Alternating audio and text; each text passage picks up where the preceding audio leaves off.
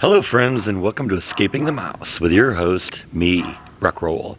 Alright, today we are going to replant the section in the back corner here. You may recall that in our last video I put the tomatoes and strawberries into the ground, and for the most part they're doing okay. I had a couple plants that didn't survive and I'm going to replace them, but the tomatoes are all doing good and most of the strawberries are doing well. So we're going to run over to the gardening place today and pick up some more plants for this. Let me show you what I have in mind. Alright, so I showed you this last week and it's bounced back quite a bit even since then. In fact, the truth is I thought those things were both dead and they actually seem to be coming back. But I had two hydrangeas that I had in the ground, this one here and this one here, and they both got pummeled from the heat and then ultimately the cold from the winter and kind of died back. But I like the fact that they've both come back each year. In fact, these two plants here have been in here for 2 years. So they've come back 2 times. Additionally, those little basically houseplant things, I got 2 of those too, and those came back. So this is sort of what this yard has always been about. It's even what my philosophy was when I was in California, is you put something in the ground. If it does well, then you let it go, and even maybe get more of them. If it doesn't work, then you try something else. Well, these 2 things clearly work. So what I want to do is pick up some more of those and get those planted. Now, we're not actually going to do this today because it rained last night. In fact, it just stopped raining a couple hours ago. So it's really moist and muddy out here. But that makes it kind of an ideal situation for planting stuff, in a day, tomorrow or something like that, because at that point the ground will have dried up a little bit, but it'll still be nice and moist. But I want to go get the plants today because I want to have the plants be equally moist when I put them in there. And if you give them a good drink and then try and plant them immediately, you're running the risk that it's just going to turn into a big mud ball when you try and do it. And I would rather not do it that way. I would rather give them a good drink today, maybe let it drain out a little bit until tomorrow, and then tomorrow we'll put it in, and that'll be better condition both out here and also for the plant, because then they'll both the ground and the plant that goes into the ground will be well moisturized, and hopefully that'll provide a good start. So like I said, the tomatoes are looking really good. All of the plants seem to have survived the process of being planted and are all nice and green and all nice and healthy looking, so they're off to a good start. And most of the strawberries are good too, but the one that I put there didn't make it, and actually looks like there's about 2 of them here that aren't doing well.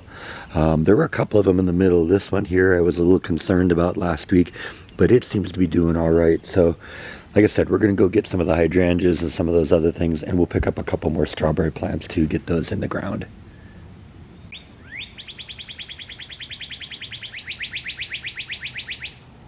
Alright, so I'm back from the nursery.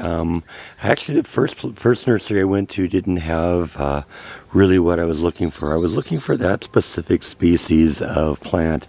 They didn't have any of them in stock.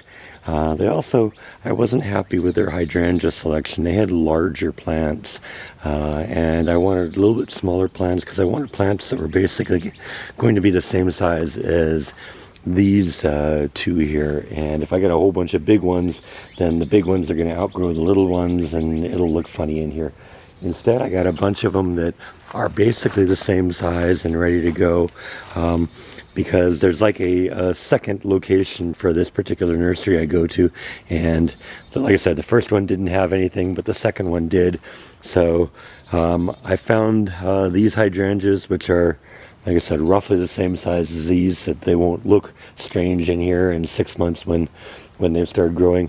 And in terms of these things back here, they didn't have the exact species, but they had, well, the same species, but a slightly different variety.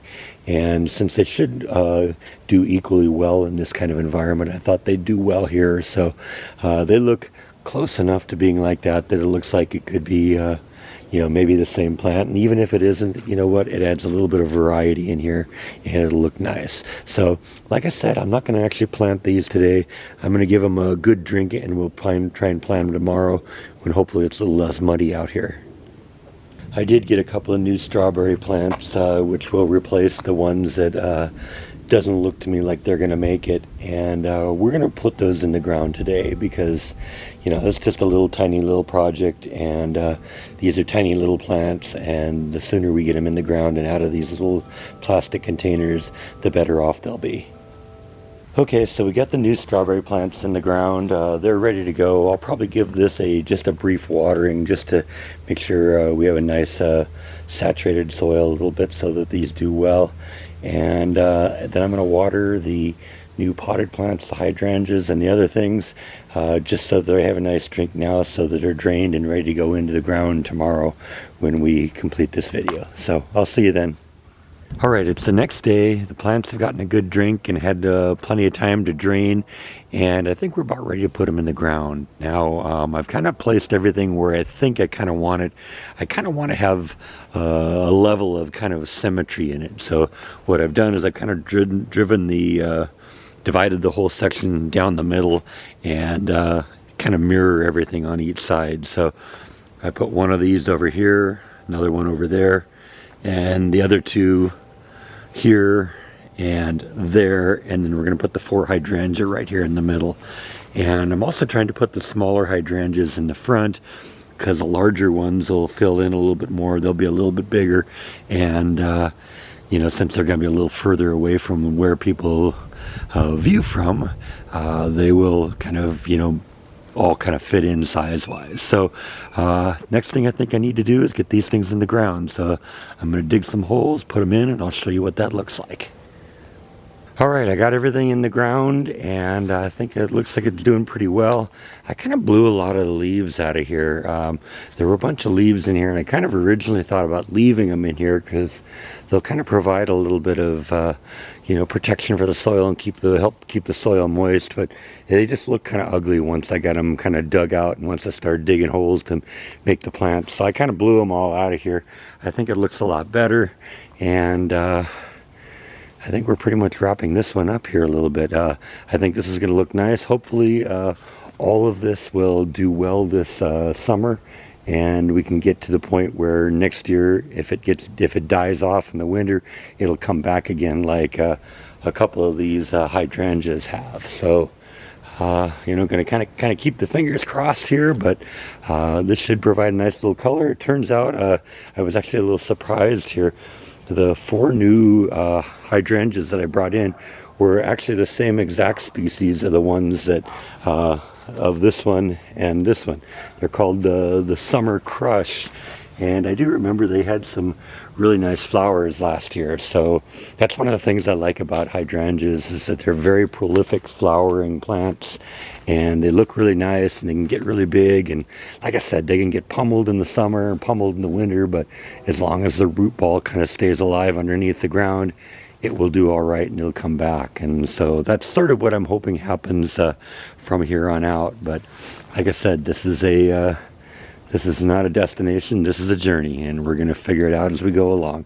So anyway, I think that's all that I have for today. Thank you as always for watching, and I'll see you next time on Escaping the Mouse. Good night.